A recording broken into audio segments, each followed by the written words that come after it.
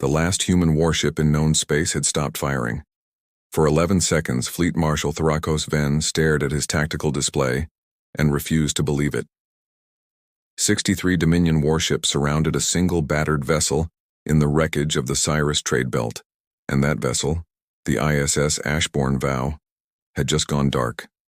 No weapons charging, no engines burning, just silence, drifting among the broken hulls of a battle that should have ended in human blood an hour ago. "Confirm," Ven said. "Confirm they've stopped. They've confirmed, Marshal." His sensor officer's voice cracked with disbelief. "All weapons offline, shields down. They're broadcasting on an open channel." Ven had hunted humans for 11 years. He had watched them fight past the point of reason, past the point of survival, past the point where any sane species would have knelt. He had lost friends to their refusal to die quietly, and now, with the last warship humanity had left in the galaxy trapped and outgunned 63-1, they were doing something he had never once seen them do. They were giving up. "Patch it through," he said. The voice that filled the bridge was a woman's, calm in a way that made the hair on Ven's neck rise. "This is Commander Elena Voss, ISS Ashbourne Vow, to the Dominion Fleet. We are declaring unconditional surrender. All weapons are powered down. All shields are lowered. We request that our crew be taken as prisoners of war under the terms of the Kaltari Accord." A pause. "We're finished fighting." Silence swallowed the bridge. Somewhere behind Ven, a junior officer let out a breath that sounded almost like a laugh. Relief, disbelief. 12 years of war ending in a single sentence. Ven didn't laugh. He stared at the tiny ship on his screen, small and wounded and utterly still, and felt something crawl up the back of his throat that he didn't have a word for yet. "Marshal?" His XO was watching him. "Orders?" "Board them," Ven said slowly, carefully. 2,000 kilometers away inside the Ashbourne Vow, Lieutenant Mateo Reyes stood frozen at the tactical station with his hand still hovering over the weapons console, as if his fingers hadn't gotten the message his ears had. "Commander?" His voice was low, tight. "Say that again. Say what you just said." Elena Voss didn't look at him. She was watching the Dominion ships crawl closer on the main display, her jaw set, her eyes doing the thing they always did before a fight, except there was no fight coming. Not the kind Reyes understood anyway. "You heard me, Lieutenant. We have 3 shots left in the port battery. We could take 2 of their cruisers with us before... We're not taking anyone with us." She finally turned to him, and there was something in her face he'd never seen in 3 years serving under her. Not fear, not defeat, something colder and more deliberate. "We're going with them." Reyes had followed Elena Voss through the fall of Titan Station. He had watched her make impossible calls that saved half her crew and haunted her for the other half. He trusted her more than he trusted his own instincts. But this, surrendering the last operational warship humanity had, walking their people straight into the heart of enemy territory, this felt like watching her burn the ship down with all of them still inside it. "Elena." He never used her first name on duty. Never. "What is this?" She stepped close enough that only he could hear her, and for 1 second the mask cracked, just enough for him to see the exhaustion underneath, 3 years of war compressed into the lines around her eyes. "Let them think they won," she said. "That's all I can tell you right now. Trust me, Mateo. One more time, that's all I'm asking." He had never not trusted her. He wasn't about to start today, even if it felt like standing at the edge of a cliff with his eyes closed. "Aye, Commander," he said. She held his gaze a moment longer, then turned back to the display, back to the Dominion ships closing in like wolves around something they thought was already dead. In the lower decks, in a compartment that didn't appear on any schematic the Dominion would ever get their hands on, Dr. Nayla Osei sat in front of a bank of monitors with her hands folded in her lap, watching numbers scroll past that meant nothing to anyone but her. She wasn't afraid. That surprised her a little. 3 years ago, when Voss had first explained the plan, when she'd laid it out in a windowless room on a dying colony with 6 other people who all understood they might not survive it, Nayla had asked the only question that mattered. What happens if it doesn't work? Voss hadn't lied to her. Then we die, and humanity keeps fighting without us, the same way it's fought without everyone else we've lost. It was not a comforting answer. It was an honest one. Nayla had said yes anyway. Now, as the Dominion boarding shuttles locked onto the Vow's outer hull and the first heavy footsteps echoed through the corridor above her, she reached forward and pressed a single key. On the screen, a line of code she had written and rewritten for 18 months blinked once, accepted her input, and went still, waiting. Not yet, she thought. Not yet. She closed the monitor casing gently, the way you'd close a door on a sleeping child, and walked out to meet the soldiers who thought they were capturing a wreck. Fleet Marshal Venn walked the corridors of the captured Ashbourne Vow himself, flanked by 6 armored guards, and found himself unsettled by how clean it was. Every captured human vessel he had ever boarded had been chaos. Blood on the walls, systems torn open in a last desperate act of sabotage, crew fighting to the last body even after the surrender order came through. Because that was what humans did. They didn't know how to lose gracefully. It was the one trait about them he had come grudgingly to respect. This ship was silent. The crew stood at attention in the main hold, hands raised, weapons stacked neatly in the center of the floor like an offering. No fires, no sabotage, no last stand. It didn't feel like a victory. It felt like walking into a room someone had tidied before leaving. Commander Voss. He found her standing at the front of her people, spine straight, eyes forward. She didn't flinch when he stopped in front of her, close enough that his breathing mask nearly touched her face. You surrendered the last warship your species has. Do you understand what that means? I understand exactly what it means, Marshal. Your homeworld has no fleet left to protect it. No, she agreed. It doesn't. There was something in the way she said it, not grief, not resignation, but a strange, quiet certainty that made Venn's instincts scream even as his orders told him this was over, that the 12-year war humanity had waged against impossible odds had finally ended in the most anticlimactic way imaginable. He studied her face a moment longer, searching for the crack, the tell, the thing that would make this make sense. He found nothing. Prepare the ship for tow, he said finally, turning away. We're bringing her to Calter Prime.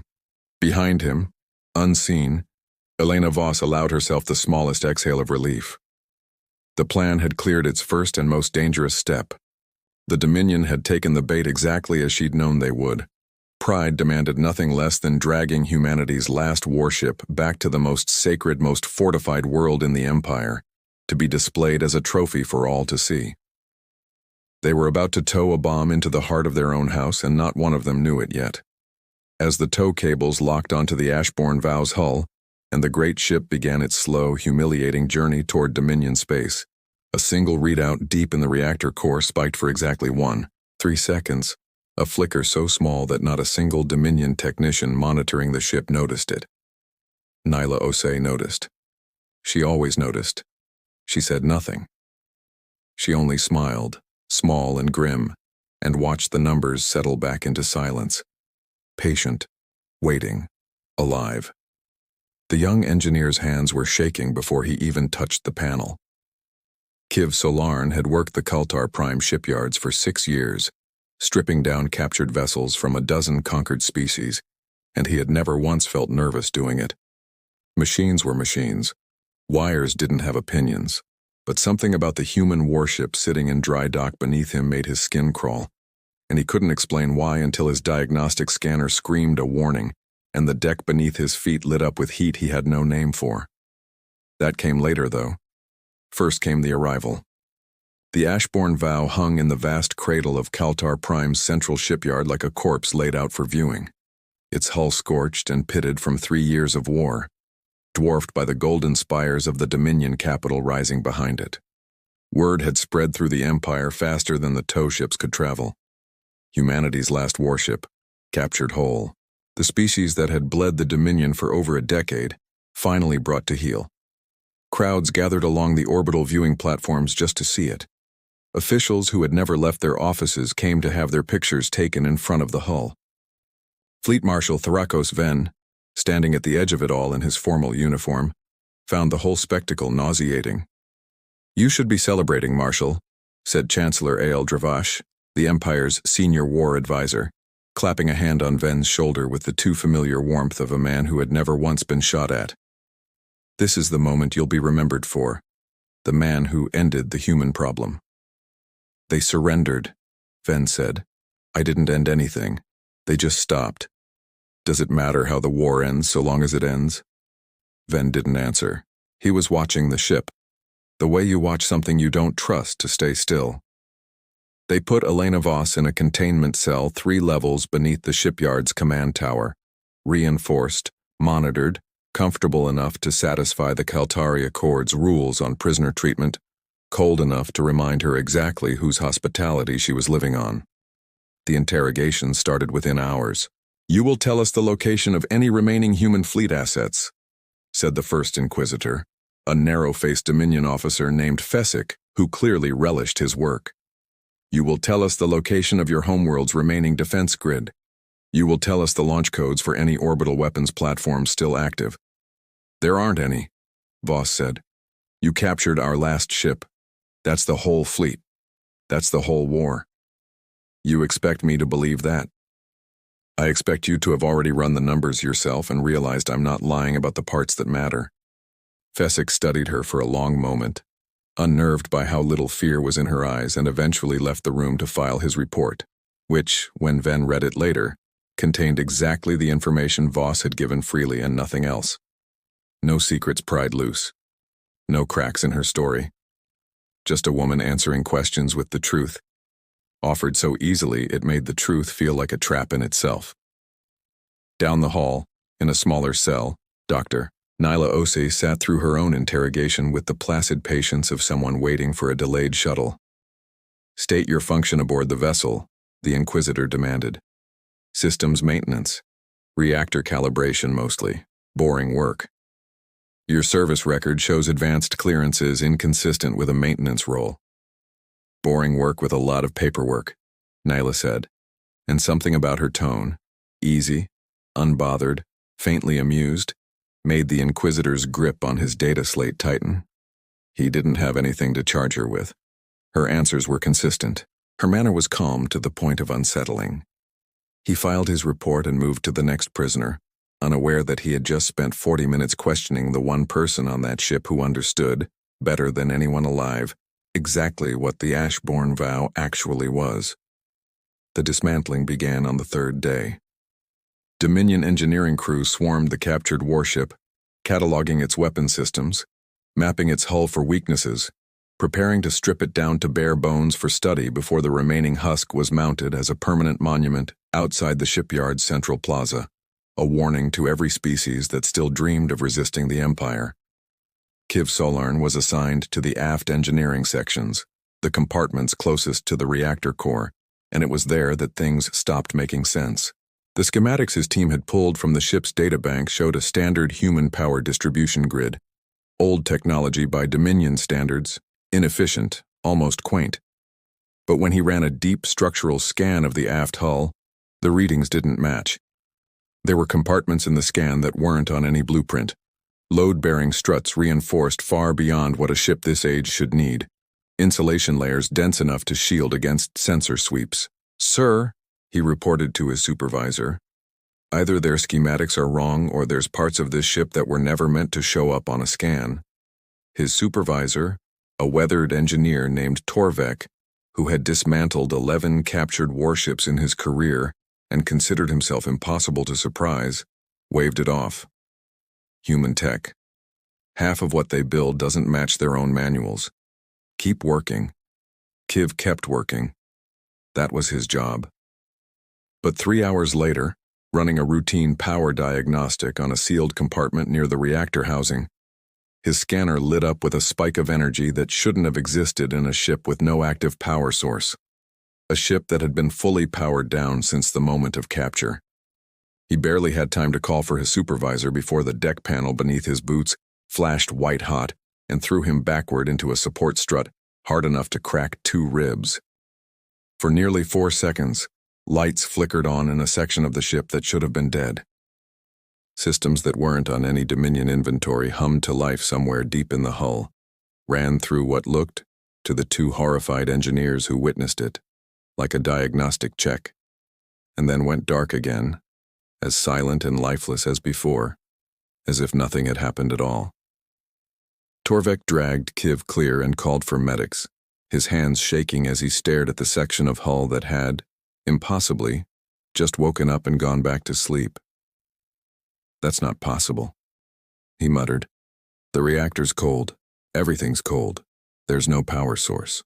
Kiv, wheezing through the pain in his chest, managed one sentence before the medics arrived. "Then what just moved?" Ven read the incident report that night in his private quarters, alone. The way he read every report, he didn't fully trust his staff to interpret correctly. Unexplained energy discharge. Source unknown. No active power signature detected before or after the event. Recommend full shutdown and containment of affected section. He set the data slate down and stared out the window at the shipyard below, at the dark silhouette of the Ashbourne Vow, resting in its cradle like something merely sleeping instead of dead. 12 years of war. He had studied humans the way other officers studied maps, obsessively, personally, because understanding your enemy was the only thing that had kept him alive through battles that should have killed him twice over. And the one truth he had learned about them, the truth every Dominion officer eventually learned and then wished they hadn't, was this: humans did not do anything without a reason. Not surrender, not silence, not stillness. He thought of Voss's face in that containment cell, calm, controlled, utterly without fear for a woman who had just handed over the last warship her species possessed. "Let them think they won," she had told her crew. According to the recording his intelligence officers had pulled from the ship's internal comms before the surrender. He hadn't understood the phrase when he first heard it. He was starting to understand it now, and the understanding sat in his chest like a stone. He reached for his comm unit to request an emergency briefing with the shipyard's chief engineer, and froze when the unit chirped with an incoming alert of its own. Marked urgent, time-stamped 4 minutes ago. Second energy signature detected. Location: reactor core, sub-level 7. Power source unidentified. Signal pattern inconsistent with human technology on record. Ven read it twice, and both times his blood went cold. Something was alive inside that ship. Something the Dominion had no name for, buried in a section they had already declared dead. And it had just confirmed it was still watching them. Ven's request for a personal interrogation session was denied twice before it was approved, and by the time he stepped into the containment block on the 4th day, he had already decided he didn't care whose authority he had to go around to get answers. "You're not an inquisitor," Voss said, when the door hissed shut behind him, and she saw who had come to see her. She was sitting on the edge of the cell's single bunk, hands loosely folded, watching him with the same unreadable calm she'd worn since the moment of her surrender. "Inquisitors don't come alone. I'm not here to interrogate you." Ven pulled the room's single chair closer and sat, close enough that the guards outside couldn't hear them through the reinforced door. "I'm here because something on your ship moved 4 days ago, in a section that should have no power source, and none of my engineers can explain it. And because you don't act like a woman who just lost a war." Something flickered across her face. Not surprise, he realized. Recognition. As if she'd been waiting for someone to finally ask the right question instead of the easy ones. "What do you want me to say, Marshal?" "The truth would be a start. You wouldn't believe it if I gave it to you. Try me." She studied him for a long moment, and Ven had the uncomfortable sensation of being read rather than looked at, the way you'd study a battlefield instead of a face. "Do you remember Corvale Station?" she asked instead. He did. Everyone in the Dominion fleet remembered Corvale Station, a 3-day siege 5 years ago, one of the bloodiest engagements of the entire war. Ven had commanded a boarding assault that had gone catastrophically wrong, his troops pinned down in a collapsing station corridor with human defenders on all sides and no way out. "I was there," he said carefully. "I know. I was the one who ordered my people to stop firing on your wounded." Her eyes held his steady. 16 of your soldiers. We could have finished all of them. My command staff wanted to. I said no. Ven remembered that moment too, though he had never known the name of the officer who'd given the order. He remembered lying in the wreckage with 2 broken ribs and a punctured lung, certain he was about to die, and instead being dragged to a medical bay by human hands that could have just as easily let him bleed out on the floor. "Why are you telling me this?" he said quietly. "Because I need you to understand something before this is over," Voss said. "We are not the monsters your propaganda paints us as, and we are not the fools your command believes we are either. Everything my people have done since the day this war started has been in service of one goal, and that goal has never changed.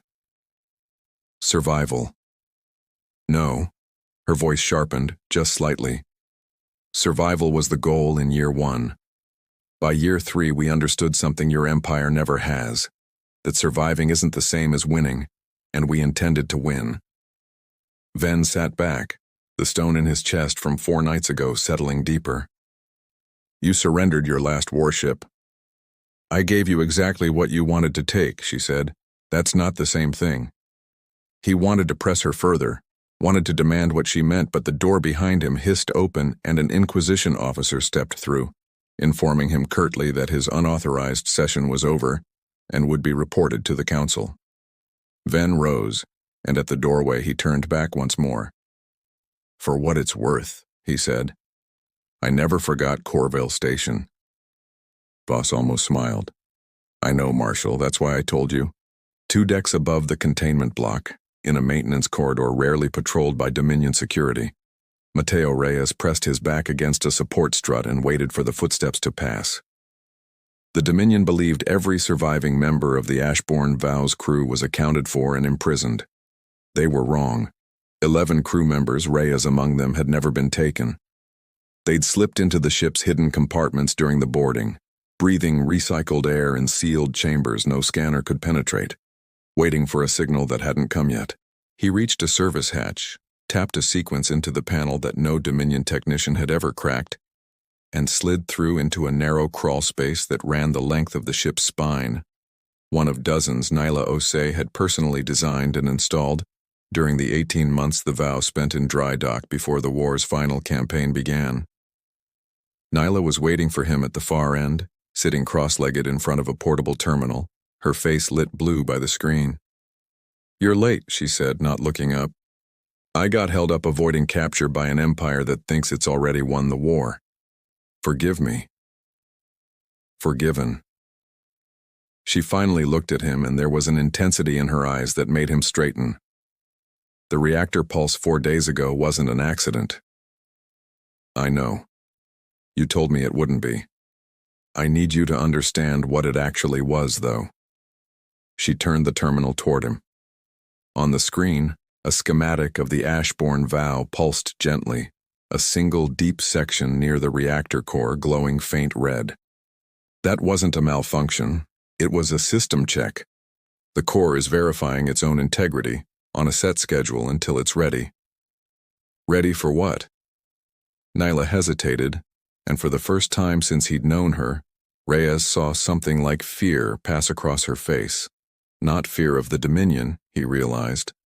Fear of what she was about to say out loud. "You know the official story," she said. "That the Vow was our last warship, that we surrendered because we had nothing left. That's not the official story. That's the story." "It's a lie, Mateo. Not the part about there being nothing left. There is nothing left. That part's true. Our last shipyard, our last fleet. This ship right here is genuinely everything humanity has."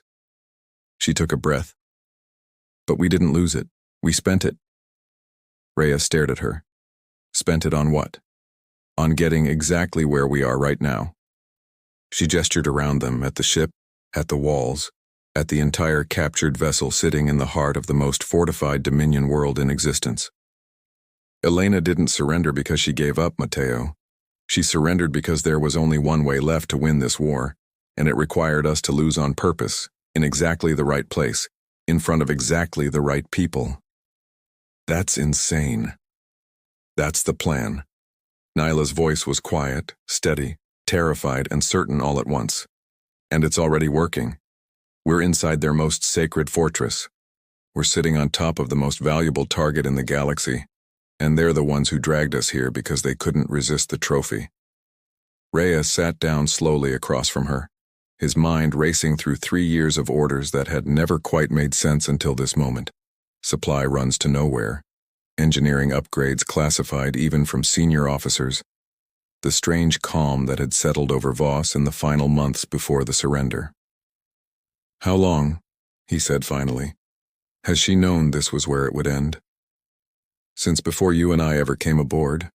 3 levels up in the shipyard's central command chamber, the Dominion War Council convened for an emergency session that would not be recorded in any public record. "The reactor readings are impossible," reported the shipyard's chief engineer, a heavyset officer named Bresson who looked like he hadn't slept in 2 days. "There's no active power source, no fuel cells, no connection to any external grid, and yet something in that ship is drawing power from somewhere, running diagnostics on a schedule we can't predict, and shutting itself down before we can trace the source." "Then destroy it," said Chancellor Dravash. "Cut the whole section out of the hull and space it. With respect, Chancellor, we don't know what we'd be destroying. If it's a weapon, cutting it loose could trigger it. If it's not..." Bresson hesitated. "If it's not, we lose the only lead we have on understanding how they built something we can't detect." Ven, seated at the far end of the chamber, listened to the argument circle without contributing, his mind still on Voss's words in the containment cell. "We are not the fools your command believes we are." "Full power down and seal," the Grand Inquisitor said finally, ending the debate with the flat authority of a man used to having the last word. "No further diagnostics. No further contact with the ship. We isolate the entire vessel, cut all access, and let it sit dead in its cradle until we've had time to properly study it without further incident." The order passed unanimously. Ven said nothing, though every instinct he had screamed that sealing the ship and walking away was the single worst decision the Council could make. He didn't understand why until 3 hours later, watching through a security feed as the shipyard's power-down crews withdrew from the Ashbourne vow and its final external systems went dark, cutting off the Dominion's last active monitoring of the vessel's interior. In her cell below, Elena Voss received word of the Council's decision through a channel no Dominion officer knew existed, and allowed herself, for the first time since the surrender, a genuine smile. "Perfect," she whispered. She had been waiting for exactly this, for the Dominion's pride and paranoia to do what 3 years of careful planning alone never could have guaranteed. They had taken the bait, dragged it into their most secure fortress, and now, believing they were containing a threat, they had just switched off the only eyes they had watching it. Somewhere in the dark, dead heart of the Ashbourne vow, something Nyla Osi had built began the next stage of its countdown. The explosion that killed 12 Dominion technicians happened at 0347 hours, and every official report that followed called it an accident. It began as routine work. A decommissioning crew, following the Council's order to fully strip the Ashbourne Vow's reactor before permanent shutdown, moved into the sealed engineering section to disconnect what remained of the ship's primary power core. It should have been simple. The reactor had shown no active output in days. By every reading the Dominion possessed, they were dismantling a dead machine. The feedback surge that tore through the compartment 11 minutes into the operation did not appear on any sensor until the moment it happened. By the time alarms sounded through the shipyard, the entire aft engineering section had been gutted. The hull breached in 2 places and 12 technicians were dead before rescue crews could reach them. Fleet Marshal Ven arrived at the scene 40 minutes later to find Chief Engineer Bresson standing in the wreckage of the corridor, staring at scorched bulkheads with the expression of a man who had just watched his understanding of the universe collapse. "Tell me what happened," Ven said. "I don't know," Bresson admitted. "The reactor was cold. It had been cold for days. There was no active discharge signature before the surge. Nothing our instruments could have warned us about. It's like..." He stopped, shook his head. "It's like the ship knew exactly when we'd be close enough to hurt." Ven said nothing. He was thinking of a windowless containment cell 3 levels down, and a woman who had told him 4 days ago that she'd given the Dominion exactly what they wanted to take, not what she'd lost. Deep in the ship's hidden crawl space, Nyla Osi watched the aftermath through a salvage sensor feed she'd rerouted from a damaged Dominion relay, her face lit by the flickering footage of rescue crews pulling bodies from the wreckage. Reyes stood behind her, his jaw tight. You knew that was going to happen. I designed it to happen, Nyla said quietly, and for the first time the calm in her voice cracked just slightly. That doesn't mean it's easy to watch. 12 people, Nyla. I know how many people. She turned to face him, and her eyes were wet, though her voice stayed level. Do you think I don't know? Do you think I built a failsafe into that reactor without understanding exactly what it would cost the first time someone tried to tear it out? I've had 18 months to live with that number, Mateo. You've had 18 minutes. Reyes said nothing. He thought of his own crew. The ones who hadn't made it off Titan Station. The ones who died screaming in the dark because the Dominion had shown no mercy at all. He thought about mercy and math and how impossible it was to hold both at once. Was that the whole plan? He asked finally. Kill their engineers? No. Nyla wiped her eyes with the back of her hand and turned back to the terminal. That was step one, a message more than a weapon, proof that the ship is more dangerous asleep than they think, and proof that trying to dismantle it by force will cost them more than they're willing to pay. It buys us time. Time is the only thing we don't have enough of. Time for what? She looked at him, and for a moment he thought she might finally tell him everything, the full shape of the plan, the thing Elena Voss had spent 3 years building toward and had trusted almost no one, not even her own crew, to know completely. Time for the rest of it was all she said. The council convened again within hours, this time in a mood far darker than the last session. Sabotage, declared Chancellor Dravash, slamming a data slate onto the table hard enough to crack its surface. There is no other explanation. The humans have hidden some manner of trap or weapon in that reactor, and it has already killed 12 of our people.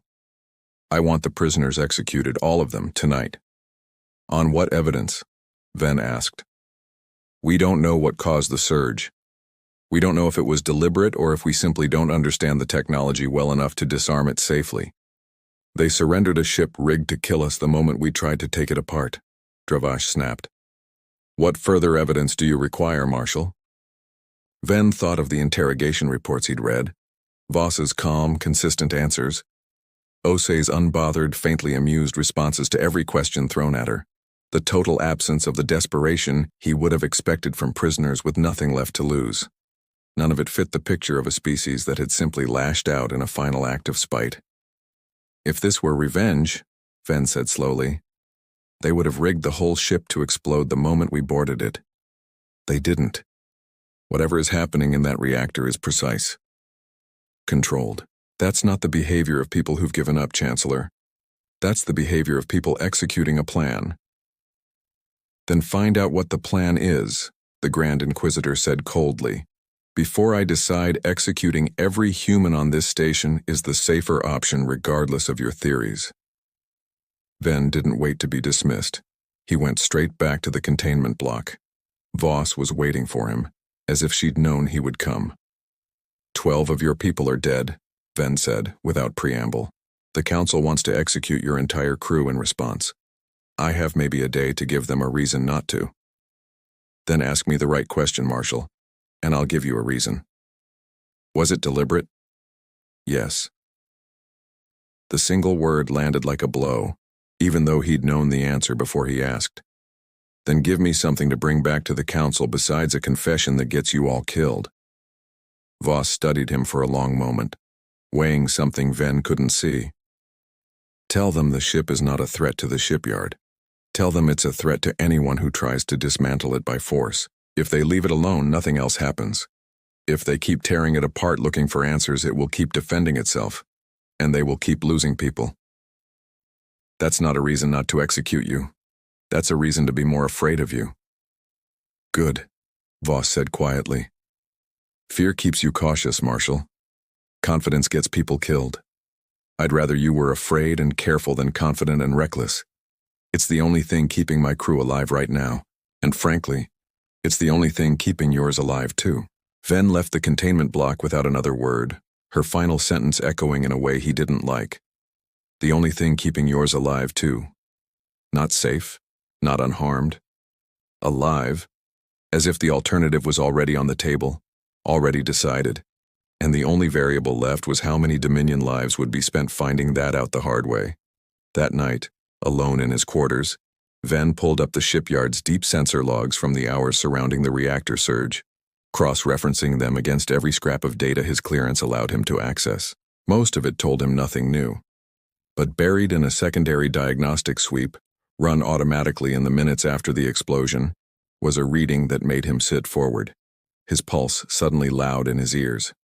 A Dominion deep scan probe, dispatched to assess structural damage to the reactor compartment, had picked up a secondary energy signature beneath the wreckage, small, faint, and utterly unlike anything in the ship's official schematics. It didn't match the reactor. It didn't match any known human power source in the Empire's extensive intelligence files. It was buried deeper in the hull than any system the Dominion had yet mapped, shielded in a way that suggested it had been there since before the ship was ever built, not added afterward. And it was active, not flickering, not testing itself the way the first anomaly had. Steady, rhythmic. Ven stared at the pattern for nearly a full minute before he understood what he was looking at, and when he did, the stone that had been sitting in his chest since the day of the surrender turned to ice. It wasn't just active, it was counting down. Ven didn't sleep that night. By dawn, he was standing outside the council chamber doors with the countdown data clutched in his hand, demanding an emergency session before the shipyard's morning shift had even begun. They didn't listen.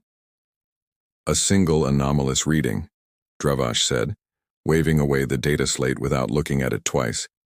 From an officer who has spent the last week insisting a captured, powerless warship is somehow still a threat. Marshal, I begin to wonder if the stress of your capture has affected your judgment.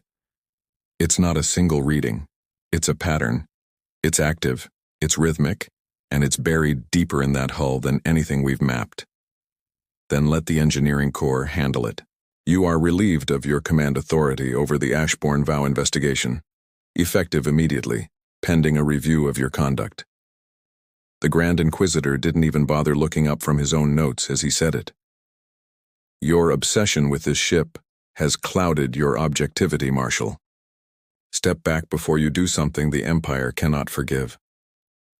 Ven stood in stunned silence as two junior officers moved forward to escort him from the chamber, not under arrest, not yet, but stripped of every clearance that mattered, reduced in the span of 30 seconds from the man who had captured humanity's last warship to a liability the Council no longer wanted in the room.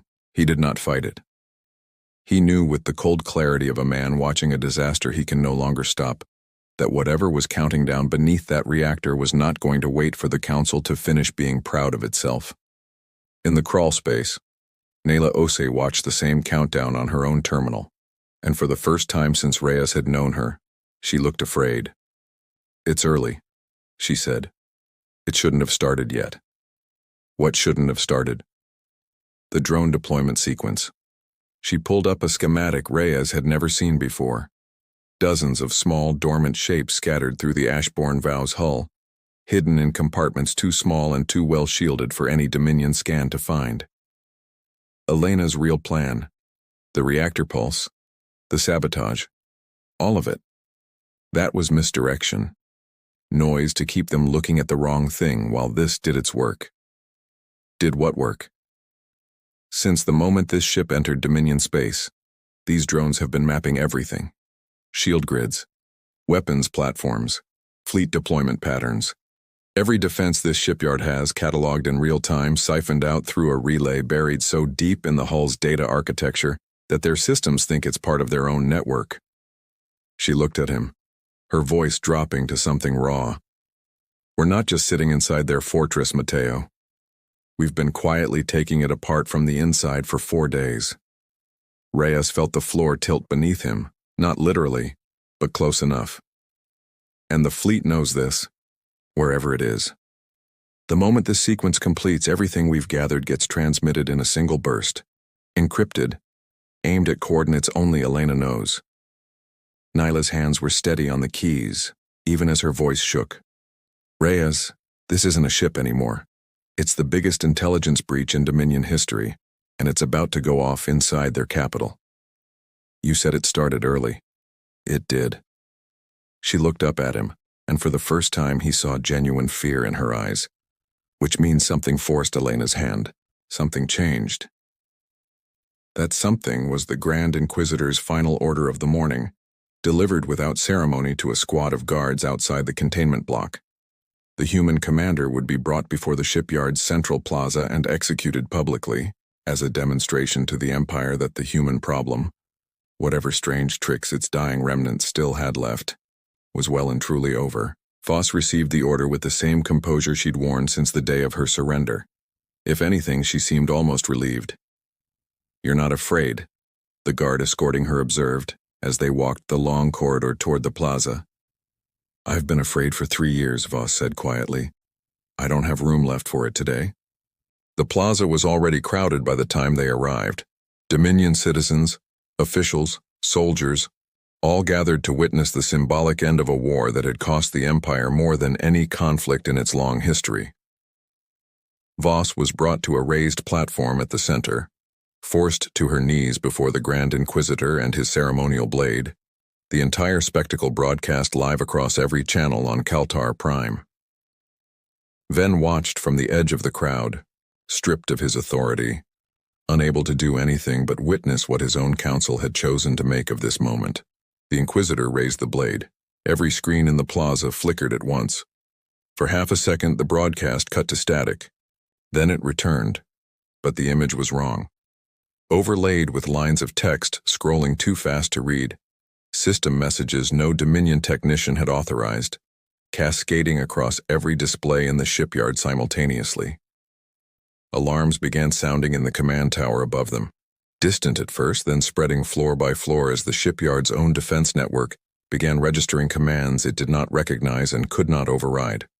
A voice, calm and human, cut through every speaker in the plaza at once. Command codes accepted. Voss, Elena. Authorization. Last vow. The Grand Inquisitor froze, blade still raised as the crowd's murmurs turned to panic. Ven's eyes went to the sky, where the shipyard's massive defense platforms, built to protect Kaltar Prime from any conceivable attack, began one by one rotating away from open space and toward the capital's own surface installations. What is this? The Inquisitor snarled, rounding on Voss where she still knelt beneath his blade. What have you done? Voss looked up at him, and for the first time since her capture, there was nothing calm about her expression at all. Only the raw, exhausted certainty of a woman who had spent 3 years building toward this exact moment and had finally arrived. I told you, she said. We didn't lose this ship. We spent it. Alarms screamed across the plaza. Somewhere overhead, a Dominion cruiser's weapons batteries fired without any crew authorization, striking not at open space but at one of the shipyard's own shield generators, the explosion lighting up the sky in brilliant, terrible orange. The trap, 4 years in the making, had finally sprung. Kaltar Prime's sky was burning, and Thrakos Ven stood in the middle of the plaza with no command, no authority, and no idea how to stop it. The shipyard's own defense platforms tore into its shield generators one by one, guided by targeting data more precise than anything a Dominion crew could have produced under panic, because it wasn't Dominion crews guiding them anymore. Every weapon system the Ashbourne Vow's hidden drones had mapped over 4 days of silent infiltration was now firing exactly where it would do the most damage, exactly when the shipyard's own defenses were least prepared to respond. It wasn't chaos. It was surgery. On the platform above him, the Grand Inquisitor still stood frozen with his blade raised over Elena Voss's kneeling form, caught between the execution he'd ordered and the collapse of everything around him.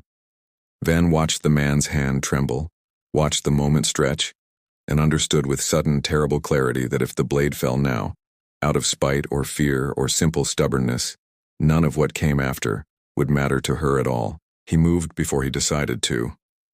Ven crossed the plaza at a dead run, shoved past two stunned guards, and drove his shoulder into the Grand Inquisitor's arm hard enough to send the blade skittering across the stone. The Inquisitor rounded on him with fury in his eyes. "Traitor," he was already shouting, "you would protect her after everything." But Ven didn't answer. He hauled Voss to her feet by the arm and put himself between her and the blade. "Enough," he said, and his voice carried across the panicked plaza with an authority he no longer technically held.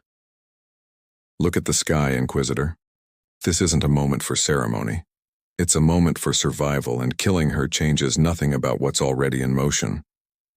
The Inquisitor stared at him, then at the burning shield generators overhead, then back at Ven with an expression caught somewhere between rage and dawning horror.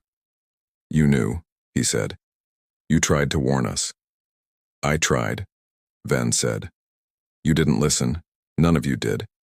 In the crawl space, Nayla Osi watched the countdown on her terminal finally reach 0, and the tension that had lived in her shoulders for 3 years finally broke. "Transmission complete," she said, her voice cracking with something between relief and grief. "Full defense grid schematics, shield frequencies, fleet deployment patterns, everything sent." "Sent where?" Reyes asked. "To the only fleet we have left." Nyla closed her eyes for a moment.